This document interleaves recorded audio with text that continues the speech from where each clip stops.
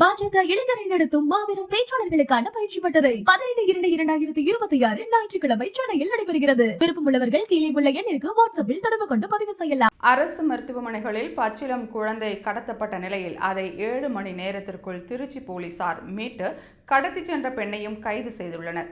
திருச்சி மாவட்டம் துறையூரைச் சேர்ந்த விக்னேஷ் என்பவரின் மனைவியான சுகன்யா பிரசவத்திற்காக திருச்சி மகாத்மா காந்தி நினைவு அரசு மருத்துவமனையில் பிப்ரவரி 11ஆம் தேதி அனுமதிக்கப்பட்டார்.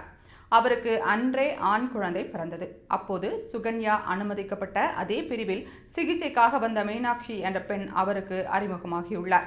மேலும் சுகன்யாவுக்கு அவ்வப்போது உதவியும் செய்துள்ளார். இந்நிலையில் குழந்தைக்கு தடுப்பூசி போடுவதற்கு செல்வதாக அந்த பெண்ணிடம் சுகன்யா கூறியுள்ளார். அப்போது தானே சென்று குழந்தைக்கு தடுப்பூசி செலுத்திவிட்டு வருகிறேன் என குழந்தையை மீனாட்சி வாங்கிச் சென்றுள்ளார்.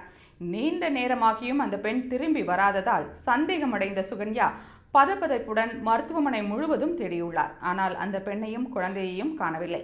இதனால் அதிர்ச்சியடைந்த சுகன்யாவும் அவரது பெற்றோரும் அரசு மருத்துவமனை காவல் நிலையத்தில் புகார் கொடுத்தனர். அதன் பேரில் மருத்துவமனைக்கு வந்த போலீசார் மருத்துவமனை முழுவதும் சோதனையில் ஈடுபட்டனர். அங்கு பொருத்தப்பட்டிருந்த சிசிடிவி கேமராக்களில் குழந்தை கடத்தப்பட்ட காட்சி பதிவாகியுள்ளதா என்று ஆய்வு செய்ததில் ஒரு பெண் குழந்தையை தூக்கி கொண்டு செல்லும் ஆட்டோவில் ஏறி சென்றது தெரியவந்தது. சிசிடிவி காட்சி மற்றும் செல்போன் டவர் தொடர்பான அடையாளத்தை வைத்து கடத்தலில் ஈடுபட்ட அந்த பெண்ணை துறையூர் அருகே சுற்றி வளைத்து போலீசார் கைது செய்தனர். மீட்கப்பட்ட குழந்தை நலமுடன் இருப்பதாகவும் விரைவில் திருச்சி மருத்துவமனையில் இருக்கும் சுகன்யாவிடம் குழந்தை ஒப்படைக்க இருப்பதாகவும் போலீசார் தெரிவித்தனர். அரசு மருத்துவமனையில் கடத்தப்பட்ட குழந்தையை 7 மணி நேரத்திற்குள் போலீசார் மீட்டதற்கு பலரும் பாராட்டு தெரிவித்து வருகின்றனர்.